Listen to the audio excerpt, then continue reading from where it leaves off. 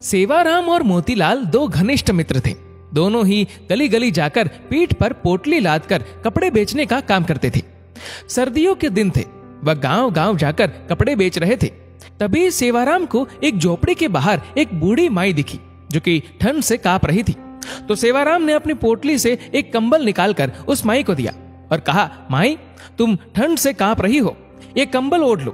बूढ़ी माई कंबल लेकर बहुत खुश हुई और जल्दी जल्दी से उसने कंबल से अपने आप को ढक लिया और सेवाराम को खूब सारा आशीर्वाद दिया।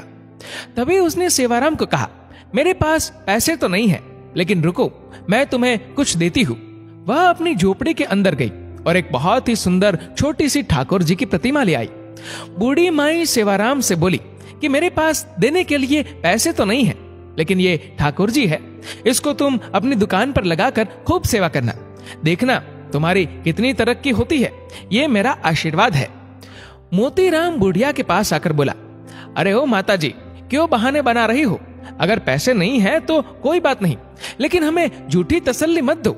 हमारे पास तो कोई दुकान नहीं है, हम इसको कहाँ लगाएंगे? इसको तुम अपने पास ही रखो। लेकिन सेवाराम, जो कि बहुत ही नेक दिल था और ठाकुर जी को मानने वाला था, वह बोला, नहीं नहीं माता जी, अगर आप इतने प्यार से कह रही है तो ये आप मुझे दे दो, पैसों की आप चिंता मत करो। सेवाराम ने जल्दी से अपने गले में पड़े हुए परने में ठाकुर जी को लपेट लिया और उनको लेकर चल पड़ा। बुढ़िया दूर तक उनको आशीर्वाद दे रही थी, हरि तुम्हारा ध्यान रखेंगे, ठाकुर जी तुम्हारा ध्यान रखेंगे। वह तब तक आशीर्वाद देती रही जब तक कि वह दोनों उसकी आंखों से ओझल ना हो गए। ठाकुर जी का ऐसा चमत्कार हुआ कि अब धीरे धीरे दोनों की कमाई ज्यादा होने लगी। अब उन्होंने एक साइकिल खरीद ली और साइकिल पर ठाकुर जी को आगे टोकरी में रखकर और पीछे पोटली रखकर गांव गांव जाकर कपड़े बेचने लगे।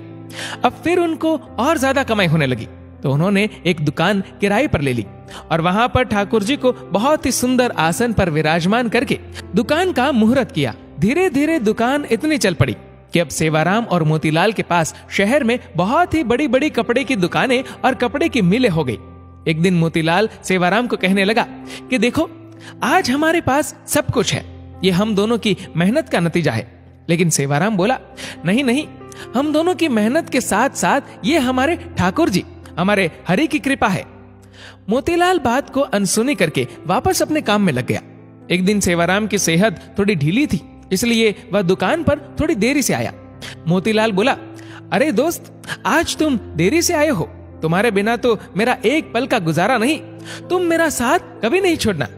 सेवाराम हंसकर बोला, अरे मोतीलाल, चिंता क्यों करते हो, मैं नहीं आऊंगा तो हमारे ठाकुर जी तो है ना। ये कहकर सेवाराम अपने काम में लग गया। पहले दोनों का घर दुकान के पास ही होता था, लेकिन अब दोनों ने अपना घर दुकान से काफी दूर ले लिया। अब दोनों ही महल नुमा घर में रहने लगे। दोनों ने अपने बच्चों को खूब पढ़ाया लिखाया। सेवाराम के 2 लड़के थे, दोनों की शादी कर दी थी और मोतीलाल के एक लड़का और एक लड़की थी। मोतीलाल के लड़के की शादी हो चुकी थी, जबकि उसकी लड़की की शादी होना अभी बाकी था। सेहत ढीली होने के कारण सेवाराम अब दुकान पर थोड़े विलंब से आने लगा। एक दिन वह मोतीलाल से बोला, अब मेरी सेहत ठीक नहीं रहती, क्या मैं थोड़े विलंब से आ सकता हूँ? मोतीलाल ने कहा, हाँ भैया, तुम विलंब से आ जाओ, लेकिन आया जरूर करो, मेरा तुम्हारे बिना दिल नहीं लगता। फिर अचानक एक दिन सेवाराम 12 बजे के करीब दुकान पर आया, लेकिन आज उसके चेहरे पर अजीब सी चमक थी, चाल में एक अजीब सी मस्ती थी, चेहरे पर अजीब सी मुस्कान थी। वह आकर गद्दी पर बैठ गया। मोतीलाल ने कहा, भैया, आज तो तुम्हारी सेहत ठीक लग रही है। सेवाराम बोला, भैया, ठीक तो नहीं हूं, लेकिन आज से मैं बस केवल 12 बजे आया करूंगा और 5 बजे चला जाया करूंगा। मैं तो केवल इतना ही दुकान पर बैठ सकता हूं। मोतीलाल ने कहा, कोई बात नहीं, जैसी तुम्हारी इच्छा। अब तो सेवाराम रोज 12 बजे आता और 5 बजे चला जाता, लेकिन उसकी शक्ल देखकर ऐसा नहीं लगता था कि वह कभी बीमार भी है। लेकिन मोतीलाल को अपने दोस्त पर पूरा विश्वास था कि वह झूठ नहीं बोल सकता और मेहनत करने से वह कभी पीछे नहीं हट सकता। एक दिन मोतीलाल की बेटी की शादी तय हुई, तो वह शादी का निमंत्रण देने के लिए सेवाराम के घर गया। घर जाकर उसको उसके बेटे, बहुए, सेवाराम की पत्नी सब नजर आ रहे थे, लेकिन सेवाराम नजर नहीं आ रहा था। उसने सेवाराम की पत्नी से कहा, भाभी जी, सेवाराम कहीं नजर नहीं आ रहा। उसकी पत्नी एकदम से हैरान होती हुई बोली, ये आप क्या कह रहे हैं? तभी वहां उसके बेटे भी आ गए और कहने लगे, काका जी, आप कैसी बातें कर रहे हो? हमारे साथ कैसा मजाक कर रहे हो? मोतीलाल बोला कि मैंने ऐसा क्या पूछ लिया? मैं तो अपने प्रिय दोस्त के बारे में पूछ रहा हूँ। क्या उसकी तबीयत आज भी ठीक नहीं है? क्या वह अंदर आराम कर रहा है? मैं खुद अंदर जाकर उसको मिल आता हूँ। मोतीलाल उसके कमरे में चला गया, लेकिन सेवाराम उसको वहां भी नजर नहीं आया। तभी अचानक उसकी नजर उसके कमरे में लगी सेवाराम की तस्वीर पर पड़ी। वो एकदम से हैरान होकर सेवाराम की पत्नी की तरफ देखता हुआ बोला, अरे भाभी जी, ये क्या? आपने सेवाराम की तस्वीर पर हार क्यों चढ़ाया हुआ है? सेवाराम की पत्नी आंखों में आंसू भरकर बोली, मुझे आपसे ऐसी उम्मीद नहीं थी भैया कि आप ऐसा मजाक करेंगे। मोतीलाल को कुछ समझ नहीं आ रहा था। तभी सेवाराम का बेटा बोला, क्या आपको नहीं पता कि पिताजी को गुजरे तो 6 महीने हो चुके हैं? मोतीलाल को तो ऐसा लगा कि जैसे उसके सर पर बिजली गिर पड़ी हो।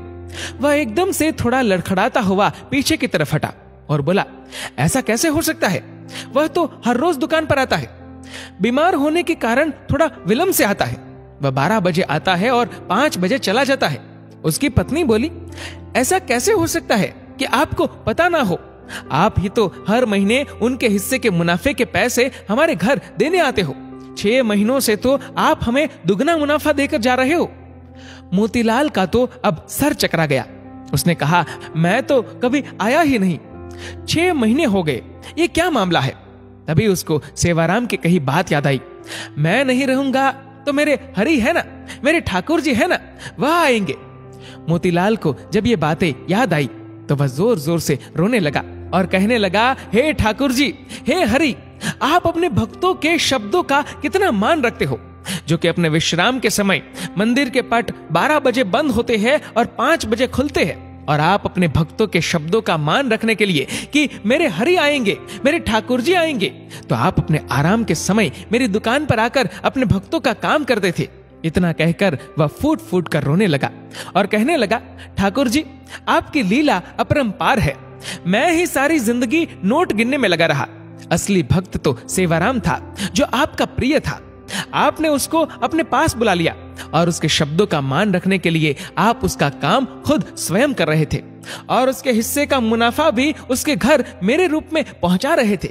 इतना कहकर वह भागा भागा दुकान की तरफ गया और वहां जाकर, जहां पर ठाकुर जी जिस गद्दी पर आकर बैठते थे, जहां पर अपने चरण रखते थे, वहां पर जाकर गद्दी को अपनी आंखों से, मुंह से चूमता हुआ, चरणों में लौटता हुआ जार जार रोने लगा और ठाकुर जी की जय जयकार करने लगा।